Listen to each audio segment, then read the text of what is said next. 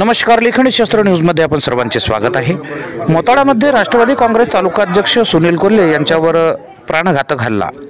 बुलढाणा जिल्हा मोताळा तालुक्यातील राष्ट्रवादी काँग्रेस शरद पवार गट तालुकाध्यक्ष सुनील कोल्हे यांच्यावर प्राणघातक हल्ला झालेला आहे। हा हल्ला तालखेड व तालखेड फाट्या दरम्यान घडला। 4 अज्ञात हल्लेखोरांनी चेहऱ्यावर रुमाल बांधून 2 बाईकवर येत लोखंडी रॉडने कोल्हे यांच्यावर हल्ला चढवला। या हल्ल्यात सुनील कोल्हे गंभीर जखमी झाले असून त्यांचा एक हात आणि एक पाय फ्रॅक्चर झालेला आहे। त्यांना तातडीने जिल्हा सामान्य रुग्णालय येथे दाखल करण्यात आले असून जयश्रीताई शेळकेंची हल्लेखोरावर कठोर कारवाईची मागणी करण्यात आलेली आहे।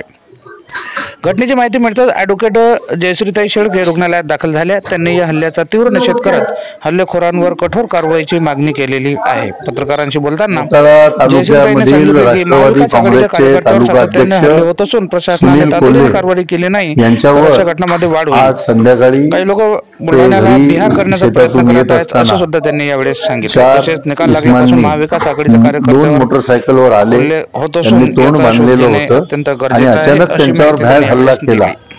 या हल्ल्यामध्ये सुनील कोल्हे यांचा हात आणि पाय असे दोन्ही फ्रॅक्चर झालेले आहे।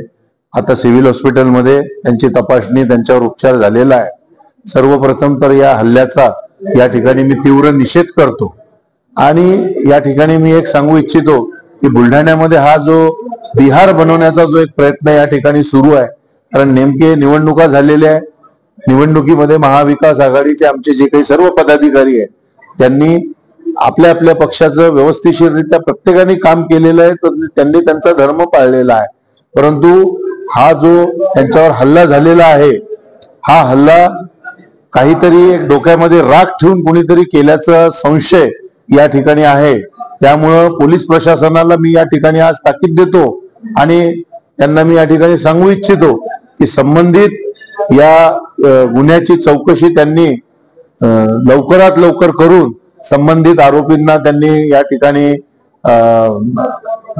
अटक करावी आणि अशा पद्धतीचा जो काही ही जी प्रवृत्ती या बुलढाणा विधानसभा क्षेत्रामध्ये सुरू आहे त्याचा खऱ्या अर्थानं जनता सुद्धा निषेधच करेल, हे या प्रसंगी मी सांगतो। Please like, share, subscribe and press bell icon. जय हिंद।